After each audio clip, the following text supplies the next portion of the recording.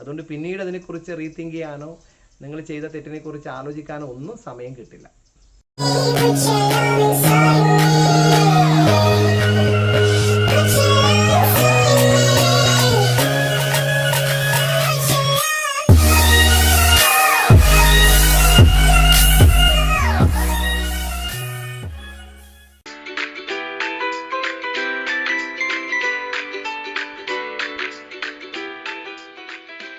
Hi friends, welcome back to FTA vlog. FTA വ്ളോഗിൻ്റെ ഇന്നത്തെ എപ്പിസോഡിലേക്ക് ഏവർക്കും സ്വാഗതം.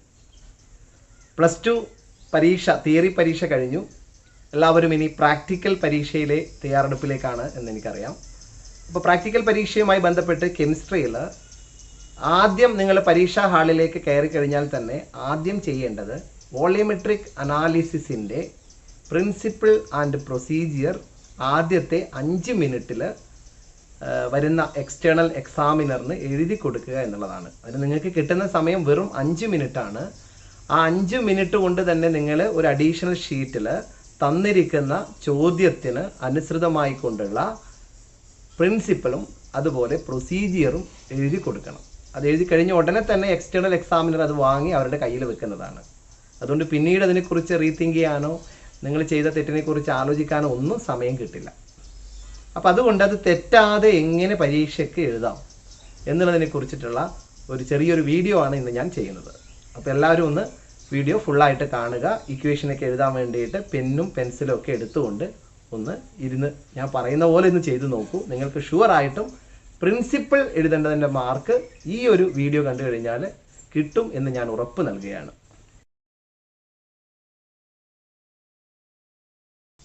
അപ്പോൾ നമുക്ക് ആദ്യം വോളിയോമെട്രിക് അനാലിസിസിൻ്റെ ഒരു ചോദ്യത്തിലേക്ക് പോകാം. Estimate the normality and mass per litre of sodium hydroxide in the whole of the given solution.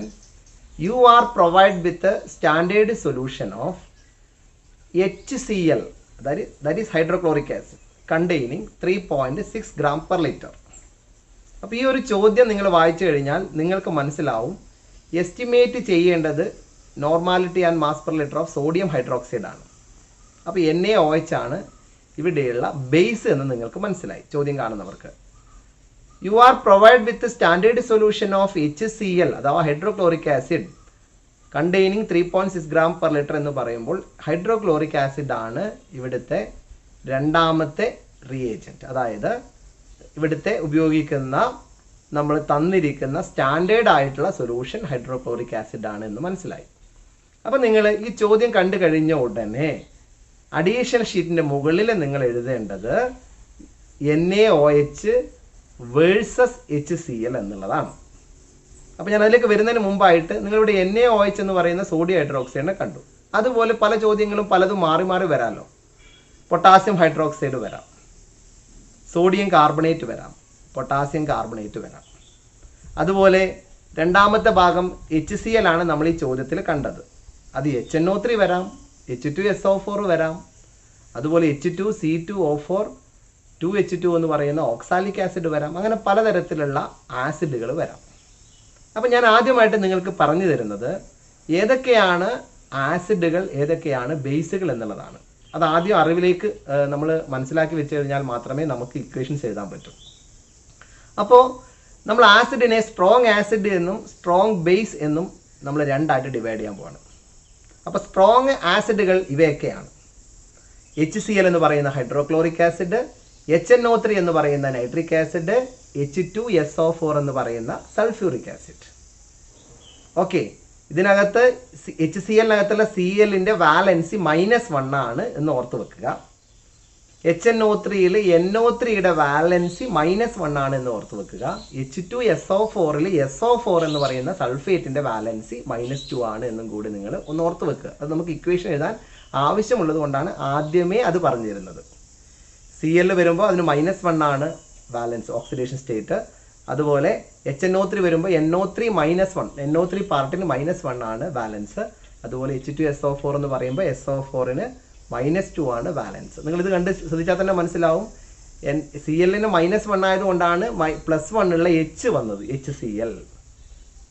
NO3ക്ക് -1 ആയതുകൊണ്ടാണ് +1 ഉള്ള ഒരു H വന്നത്, HNO3. SO4 -2 ഉള്ളത് കൊണ്ടാണ് +2 ഉള്ള 2H, അതായത് ഒരു H +1 ആണ്, അതുകൊണ്ട് 2H വരേണ്ടി വന്നു. അതുകൊണ്ടാണ് H2SO4 ആയത്. അത് മനസ്സിലായില്ലേ? അത് മനസ്സിലായാലും നമുക്ക് ഇക്വേഷൻ എഴുതാൻ പറ്റും. അതുകൊണ്ട് ആദ്യമേ അത് പറഞ്ഞിരുന്നതാണ്. ഓക്കെ, അപ്പോൾ HCl, HNO3, H2SO4 റെഡി. ഇത് മൂന്നുമാണ് സ്ട്രോങ് ആയിട്ടുള്ള ആസിഡ്സ്. ഇനി നമുക്ക് സ്ട്രോങ് ആയ ബേസുകൾ പരിശോധിക്കാം. NaOH and KOH. NaOH sodium hydroxide, KOH potassium hydroxide. ഇതിനകത്ത് OH എന്ന് പറയുന്ന പാർട്ടിന് -1 ആണ് ഓക്സിഡേഷൻ സ്റ്റേറ്റ്. അതുകൊണ്ട് NaOHൽ ഈ Na എന്ന് പറയുന്ന +1 ഉള്ള ആൾ വന്നു. അപ്പോൾ +1ഉം -1ഉം ടോട്ടൽ 0 ആയി. ഒരു കോമ്പൗണ്ട് എഴുതുമ്പോൾ ടോട്ടൽ ഓക്സിഡേഷൻ സ്റ്റേറ്റ് 0 ആണ് എന്നുള്ളത് നിങ്ങൾക്ക് അറിയാം. ഇതൊക്കെ നിങ്ങൾ ഫസ്റ്റ് ഇയർ പഠിച്ചതാണ്.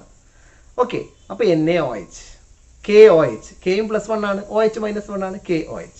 റെഡിയായോ? അപ്പോൾ സ്ട്രോങ് ആസിഡും സ്ട്രോങ് ബേസും മനസ്സിലായില്ലേ? അതിൻ്റെ ഫോർമുല അങ്ങനെ വരാനുള്ള കാരണം മനസ്സിലായില്ലേ? ഒന്നുകൂടി പറയൂ. HCl, H+1, Cl -1, HCl.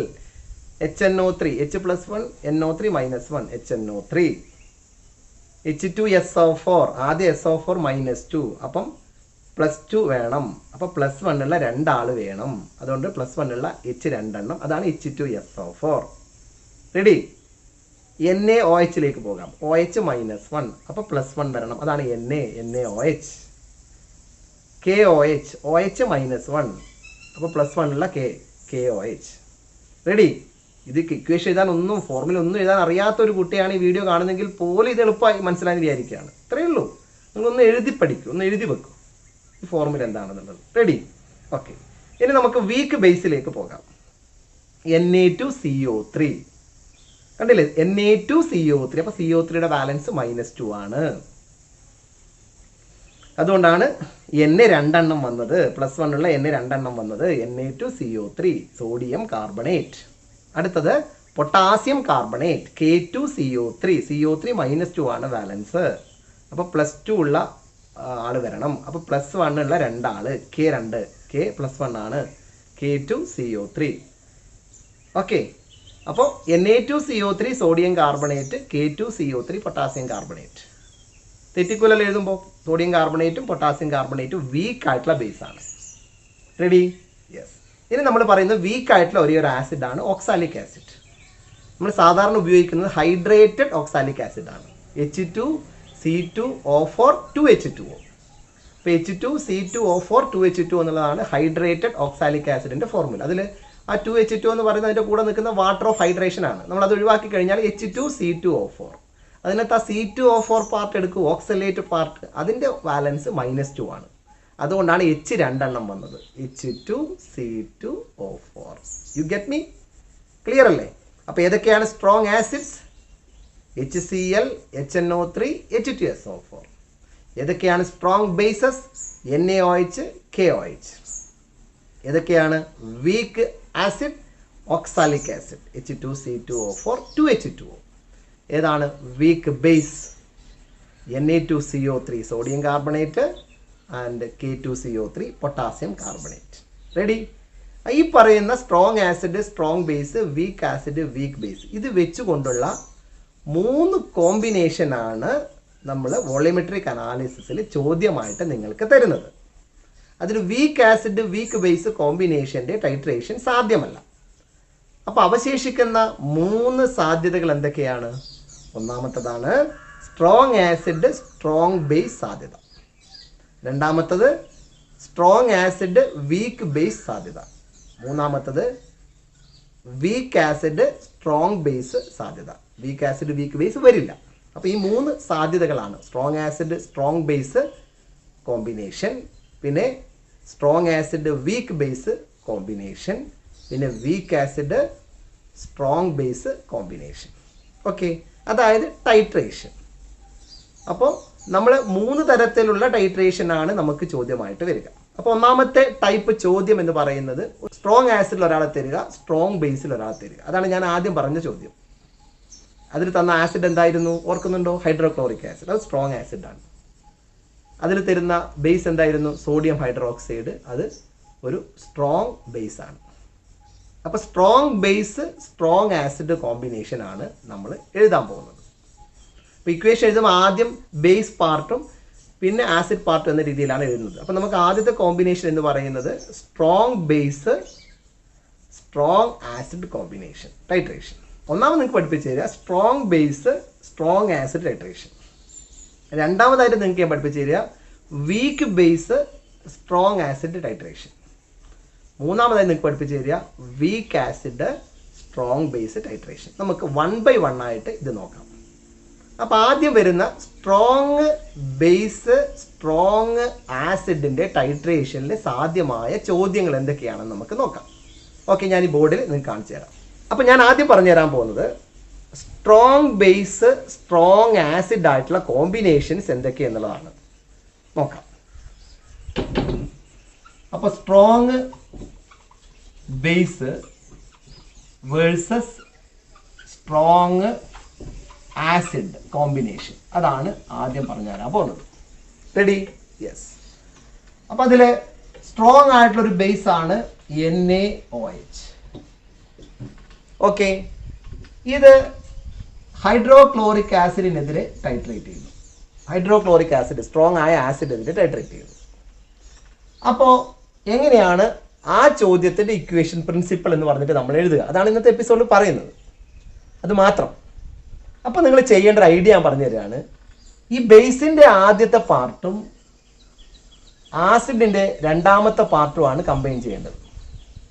അപ്പോൾ ഈ NAയും ഈ CLും കമ്പൈൻ ചെയ്യുന്നു. അപ്പോൾ നമുക്ക് കിട്ടുന്ന സാധനമാണ് NaCl പ്ലസ് അവശേഷിക്കുന്ന എന്താണ്? ഇവിടെ OH ഉണ്ട്, ഇവിടെ H ഉണ്ട്. Hഉം OHഉം കൂടി എന്തായി മാറും? വാട്ടർ ആയിട്ട് മാറും. അപ്പോൾ ഞാൻ പറഞ്ഞ ആദ്യ ചോദ്യത്തിൻ്റെ ഇക്വേഷൻ നിങ്ങൾ എഴുതി കഴിഞ്ഞു, 1 മാർക്ക് നിങ്ങൾക്ക് കിട്ടി. ഇത്രയേ ഉള്ളൂ. ഇനി ഞാൻ ഈ NaOH എന്ന് പറയുന്നത് KOH ആക്കിയാലോ? അപ്പോൾ എന്തായിരിക്കും ഇക്വേഷൻ? 2 ബേസ് ഉണ്ടല്ലോ, KOH. ഈ ആസിഡ് ഞാൻ മാറ്റുന്നില്ല, HCl തന്നെ. അപ്പോൾ ഞാൻ പറഞ്ഞ പോലെ ഒന്ന് പറയൂ. Kയും Clഉം തമ്മിൽ കൂട്ടിച്ചേർക്കുക, KCl പ്ലസ് HOH തമ്മിൽ ചേർക്കുക, water. Okay, you get me? Yes. ഇനി ഞാൻ ഈ HCl എന്നുള്ള സാധനം മാറ്റിയിട്ട് അവിടെ എന്താക്കുന്നു? HNO3 ആക്കുന്നു. HCl മാത്രം മാറ്റി HNO3 ആക്കുന്നു. അപ്പോൾ ഒന്നാമത്തെ ഇക്വേഷൻ പറ. NaOH plus HNO3. ഞാൻ ഈ പറഞ്ഞ രീതിയിലൊന്ന് എഴുതും. ഈ NAയും ഈ NO3, ഈ ഒന്നാമത്തെ പാർട്ടും ലാസ്റ്റ് പാർട്ടും എന്ത് കിട്ടും? NaNO3 പ്ലസ് ഈ HOHും കൂടിയാലോ H2O. You get me? Yes. ഇനി ഞാൻ ഈ ഇക്വേഷനിൽ ഈ പാർട്ട് HCl മാറ്റിയിട്ട് പറയുന്നു KOH പ്ലസ് HCl പകരം HNO3. ഒന്ന് ഇക്വേഷൻ പറയൂ. ഈ ഒന്നാമത്തെ ഭാഗം അവസാനത്തെ ഭാഗം KNO3 plus H2O. Ready? Ready. ഞാൻ ആദ്യം HCl എന്ന് പറയുന്ന സ്ട്രോങ് ആസിഡ് വെച്ചുകൊണ്ട് 2 വ്യത്യസ്ത സ്ട്രോങ് ബേസ് വെച്ചുകൊണ്ട് പറഞ്ഞു. രണ്ടാമത് HNO3 എന്ന് പറയുന്ന സ്ട്രോങ് ആസിഡ് എടുത്തുകൊണ്ട് 2 വ്യത്യസ്ത സ്ട്രോങ് ബേസ് എടുത്തുകൊണ്ട് പറഞ്ഞു. ഇനി നമ്മുടെ ആസിഡിന്റെ കേസിൽ ഒരാൾ ബാക്കിയുണ്ടല്ലോ, ആരാത്? H2SO4. HCl ആയി, HNO3 ആയി, അടുത്തത് H2SO4. അപ്പോൾ H2SO4 വെച്ചിട്ട് എഴുതുമ്പോൾ അത് നമ്മൾ NaOH തന്നെ എടുക്കുകയാണ്. NaOH plus H2SO4 gives. ഇവിടെയാണ് ഞാൻ പറഞ്ഞ ബാലൻസ് വെച്ചുള്ള ഒരു കാര്യം ഓർക്കാനുള്ളത്. ഇവിടെ SO4 ആണുള്ളത്. അപ്പോൾ SO4 Naയുമായി കൂടിച്ചേരും. അപ്പോൾ നമ്മൾ സാധാരണ ഗതിയിൽ നേരത്തെ എഴുതിയ പോലെ നിങ്ങൾ എല്ലാവരും NaSO4 എന്ന് എഴുതും. പക്ഷേ ഞാൻ നേരത്തെ പറഞ്ഞ കാര്യം ബാലൻസ് ഓർക്കുക. SO4ന്റെ ബാലൻസ് എത്രയായിരുന്നു? -2. അപ്പോൾ Na എത്ര വേണം? 2 എണ്ണം വേണം. +1 ഉള്ള Na 2 എണ്ണം വേണം. അപ്പോൾ Na2SO4. അപ്പോൾ ഇവിടെ Na2 ആകുമ്പോൾ ഇവിടെ എത്ര Na വേണം? 2 എണ്ണം വേണം. അപ്പോൾ 2 NaOH പ്ലസ് ബാക്കി ഇവിടെ എന്താ അവശേഷിക്കുന്നു? OH 2 എണ്ണം ഉണ്ട്. 2 OH 2 OH 2 Hഉം. അപ്പോൾ എന്ത് കിട്ടും? 2 H2O. Get me? അതായത് നമ്മൾ ഈ പറഞ്ഞ കേസിലൊക്കെ ഒരു Clന്റെ ബാലൻസ് -1 ആയതുകൊണ്ടാണ് +1 ഉള്ള ഒരു സോഡിയം വന്നത്. Clന്റെ ബാലൻസ് -1 ആയതുകൊണ്ടാണ് +1 ഉള്ള ഒരു K വന്നത്. NO3ന്റെ ബാലൻസ് -1 ആയതുകൊണ്ടാണ് +1 ഉള്ള ഒരു സോഡിയം വന്നത്. ഇവിടെ അങ്ങനെ തന്നെ NO3യുടെ ബാലൻസ് -1 ആയതുകൊണ്ടാണ് +1 ഉള്ള K വന്നത്. ഇവിടെ ആകുമ്പോൾ SO4ന്റെ ബാലൻസ് -2 ആയതുകൊണ്ട് +1 ഉള്ള 2 സോഡിയം വരണം. അതുകൊണ്ടാണ് Na2SO4. ഇനി ഇതന്നെ നമുക്ക് KOH വെച്ച് പറഞ്ഞാലോ. KOH plus H2SO4 gives KSO4 എന്ന് നമ്മൾ ആദ്യം എഴുതി. SO4ന്റെ ചാർജ് -2 ആണ്. അപ്പോൾ 2K വേണം. K2SO4 അത് ബാലൻസ് ആക്കാൻ വേണ്ടിയിട്ട് 2 ചേർത്തു. അപ്പോൾ 2 വാട്ടർ. അപ്പോൾ ഈ 6 ഇക്വേഷൻ ആണ് നമ്മൾ പഠിപ്പിച്ച strong base versus strong acid ടൈട്രേഷൻ്റെ ഇക്വേഷൻ. ഈ 6 കോമ്പിനേഷൻസ് ആണ്, ഏതെങ്കിലും ഒരു കോമ്പിനേഷനാണ് ചോദ്യമായിട്ട് വരിക. അപ്പോൾ ഈ ചോദ്യം കിട്ടിക്കഴിഞ്ഞാൽ നിങ്ങൾ എഴുതൂലേ? ഒന്നിക്കൽ estimate the normality and mass per litre of sodium hydroxide in the whole of the given solution. You are provide with standard solution of HCl containing 3.6 gram വരും. അല്ലെങ്കിൽ estimate the normality of and mass per litre of potassium hydroxide. You are provide standard solution of HCl തന്നെ. അല്ലെങ്കിൽ estimate the normality at mass per litre of NaOH. You are provide with HNO3. അല്ലെങ്കിൽ estimate the normality and mass per litre of KOH. U are provide with HNO3. അല്ലെങ്കിൽ estimate the normality and mass per litre of NaOH. You are provide with standard solution of H2SO4 containing. ബാക്കി ഭാഗം ഞാൻ പറയുന്നില്ല എന്നേ ഉള്ളൂ. അല്ലെങ്കിൽ estimate the normality and mass per litre of KOH. U are provide with standard solution of H2SO4. അപ്പോൾ ഈ 6 സാധ്യതകളാണ് strong base strong acid titration. Strong acid strong base titration എന്ന് പറഞ്ഞാലും strong base strong acid titration എന്ന് പറഞ്ഞാൽ രണ്ടും ഒന്ന് തന്നെ. പക്ഷേ നമ്മൾ ഇക്വേഷൻ എഴുതുമ്പോൾ എപ്പോഴും ബേസ് പാർട്ട് ആദ്യം എഴുതും. അതുകൊണ്ടാണ് strong base strong acid titration എന്ന് പറയുന്നത്. You get me? യെസ്. അപ്പോൾ വളരെ സിമ്പിളാണ്. സൾഫ്യൂരിക് ആസിഡ് വരുമ്പോൾ മാത്രമാണ് ഈ ഒരു വ്യത്യാസം ചെറുതായിട്ട് ഞാൻ പറഞ്ഞത്, തുടക്കത്തിൽ പറഞ്ഞ കാര്യം. ഇതൊന്ന് എഴുതി പഠിച്ചാൽ നിങ്ങൾക്ക് 1 മാർക്ക് ഷുവറാണ്. ഇവിടെ ഒരു കാര്യം കൂടി പറയാണ്. സ്ട്രോങ് ആസിഡ് സ്ട്രോങ് ബേസ് ടൈട്രേഷൻ്റെ ഇക്വേഷൻസ് ആണല്ലോ നമ്മൾ തൊട്ട് മുമ്പേ കണ്ടത്. അപ്പോൾ നിങ്ങൾക്ക് പരീക്ഷ പേപ്പറിൽ ക്വസ്റ്റ്യൻ ആയിട്ട് കിട്ടിയത് estimate the normality and mass per litre of sodium hydroxide in the whole of the given solution. You are provide with standard solution of HCl containing 3.6 gram per liter എന്നാണ് വിചാരിക്കുക. അപ്പോൾ അത് കണ്ടു കഴിഞ്ഞ് ഉടനെ നിങ്ങൾ അടിയിൽ ഷീറ്റിൻ്റെ മുകളിൽ രജിസ്റ്റർ നമ്പർ നിങ്ങൾ എഴുതിയതിന് ശേഷം നിങ്ങൾ അതിൻ്റെ പ്രൊസീജിയറും പ്രിൻസിപ്പിൾ എഴുതാൻ പോവാണ്. അപ്പോൾ നിങ്ങൾ ആദ്യം ചോദ്യം കിട്ടിയ ഉടനെ ആദ്യം ചെയ്യേണ്ടത് ആ ചോദ്യം വായിച്ചിട്ട് ആദ്യം കിട്ടുന്ന ഭാഗം എന്താണ്? Estimate the normality and mass per litre of NaOH. ഉടനെ നിങ്ങൾ അവിടെ NaOH എഴുതുക. മേലെ ആൻസർ ഷീറ്റിൻ്റെ മുകളിൽ U are provide with standard solution of HCl എന്ന് കണ്ടു. ഉടനെ നിങ്ങൾ വേഴ്സസ് HCl എന്ന് എഴുതുക. എന്നിട്ട് അത് സ്ട്രോങ് ആസിഡ് ആണോ സ്ട്രോങ് ബേസ് ആണോ എന്ന് ഐഡന്റിഫൈ ചെയ്യാം. അപ്പോൾ നമുക്കിത് സ്ട്രോങ് ബേസ് ആയതുകൊണ്ട് SB, അതിൻ്റെ ഷോർട്ട് ഫോമാണ് SB strong base. Strong acid ആയതുകൊണ്ട് അതിനിടയിൽ SA സ്ട്രോങ് ആസിഡ് എന്ന് എഴുതുക. ഇനി നിങ്ങൾ ഇവിടെ ഇൻഡിക്കേറ്ററിൻ്റെ കാര്യം കൂടി ഒന്ന് ഇവിടെ കുറിച്ച് വെക്കുക. അങ്ങനെയാണെങ്കിൽ പിന്നീട് അങ്ങോട്ട് പ്രൊസീജിയർ എഴുതുമ്പോൾ കുറച്ചും കൂടി കാര്യങ്ങൾ നിങ്ങൾക്ക് വേഗത്തിൽ എഴുതാൻ പറ്റും. അതിൻ്റെ ഞാൻ അടുത്ത വീഡിയോ ആയിട്ട് ഇടുക. എന്നാലും ഇത് നമ്മൾ തുടക്കത്തിൽ അതൊന്ന് എഴുതി വെക്കണം. സ്ട്രോങ് ആസിഡ് സ്ട്രോങ് ബേസ് വരികയാണെങ്കിൽ അവിടെ 2 ഇൻഡിക്കേറ്റർ ഉപയോഗിക്കാം. 2 സ്ട്രോങ് ആണെങ്കിൽ 2 ഇൻഡിക്കേറ്റർ ഉപയോഗിക്കാം. ഏതൊക്കെ ഉപയോഗിക്കാം? യു ക്യാൻ യൂസ് ഐദർ ഫിനോൾഫ്തലീൻ എന്ന് പറയുന്ന ഇൻഡിക്കേറ്റർ ഉപയോഗിക്കാം, ഓർ മീഥൈൽ ഓറഞ്ച്. അപ്പോൾ ക്വസ്റ്റ്യൻ കിട്ടിക്കഴിഞ്ഞ ഉടനെ നിങ്ങൾ ആ അഡീഷീറ്റിൻ്റെ മുകളിൽ ചോദ്യം വായിച്ചിട്ട് ആസിഡിൻ്റെ പേര് എഴുതുന്നു, ബേസിൻ്റെ പേര് എഴുതുന്നു. അത് ഏത് കാറ്റഗറി ആണെന്ന് ഐഡന്റിഫൈ ചെയ്യുന്നു. അത് strong acid strong base category ആണെങ്കിൽ 2 ഉപയോഗിക്കാമെന്ന് എഴുതുന്നു. ഇനി നമുക്ക് മറ്റൊരു കാറ്റഗറി ആണെങ്കിൽ മാറ്റി നമ്മൾ എഴുതും. അത് നമ്മൾ അടുത്ത എപ്പിസോഡിൽ പറയാം. അപ്പോൾ 3 കാറ്റഗറിയാണ് വരിക. ഒന്നാമത്തെ കാറ്റഗറി ആകുമ്പോൾ ഈ രീതിയിൽ നമ്മൾ എഴുതാൻ വേണ്ടിയിട്ട് ഞാനിവിടെ പറഞ്ഞതേ ഉള്ളൂ. ഇനി ഇത് സ്ട്രോങ് ബേസിന് പകരം ഇനി ഇവിടെ സ്ട്രോങ് ആസിഡിന് പകരം വീക്ക് ആസിഡ് വരികയോ സ്ട്രോങ് ബേസിന് പകരം വീക്ക് ബേസ് വരികയാണെങ്കിൽ നമ്മൾ അതുപോലെ ഇവിടെ എഴുതി വെക്കുക. അതിന് കറസ്പോണ്ടിങ് ഇൻഡിക്കേറ്റർ നമ്മൾ അവിടെ എഴുതും. റെഡി? ഇനി നിങ്ങൾ പ്രിൻസിപ്പൽ എന്ന് പറഞ്ഞുകൊണ്ട് എന്തെഴുതണം? ഈ NaOH എഴുതുന്നു, പ്ലസ് ഈ HCl എഴുതുന്നു. ഞാൻ നേരത്തെ പഠിപ്പിച്ചതുപോലെ ഈ ഒന്നാമത്തെ അവസാനത്തെയും കൂടി കൂട്ടിച്ചേർത്ത് NaCl എന്ന് എഴുതുന്നു. ഈ HOH കൂടി ചേർന്ന് വാട്ടർ എന്ന് എഴുതുന്നു. ഇങ്ങനെ എഴുതി കഴിഞ്ഞ ഉടനെ നിങ്ങൾക്ക് എന്തായി? ആ 1 മാർക്ക് കിട്ടി. Okay, ready? ഇനി നമ്മൾ അടുത്ത പ്രൊസീജിയർ എഴുതുകയാണ് ചെയ്യുക. അത് പിന്നീട് പറഞ്ഞുതരാം. ഓക്കെ, അപ്പോൾ strong acid strong base combination വന്നു കഴിഞ്ഞാൽ എങ്ങനെയാണ് നമ്മൾ പെട്ടെന്ന് ആൻസറിലേക്ക് എത്തുക എന്നുള്ളതാണ് ഞാനിവിടെ ഈ എപ്പിസോഡിൽ പറഞ്ഞു തന്നത്. അപ്പോൾ അടുത്ത എപ്പിസോഡിൽ വീക്ക് ആസിഡ് സ്ട്രോങ് ബേസ് അതുപോലെ വീക്ക് ബേസ് സ്ട്രോങ് ആസിഡ് വന്നത് എങ്ങനെയാണെന്ന് നമുക്ക് ഡിസ്കസ് ചെയ്യാം. ഓക്കെ, ഇത് ലെങ്ത് കുറച്ച് കൂടി പോയതുകൊണ്ടാണ് അടുത്ത എപ്പിസോഡിലേക്ക് അത് മാറ്റി വെക്കുന്നത്. ഓക്കെ, അപ്പോൾ എല്ലാവരും ഇന്ന് തന്നെ നിങ്ങളിതൊന്ന് എഴുതി നോക്കുക. ഇഷ്ടമായെങ്കിൽ ലൈക്ക് ചെയ്യുക. Okay, bye bye.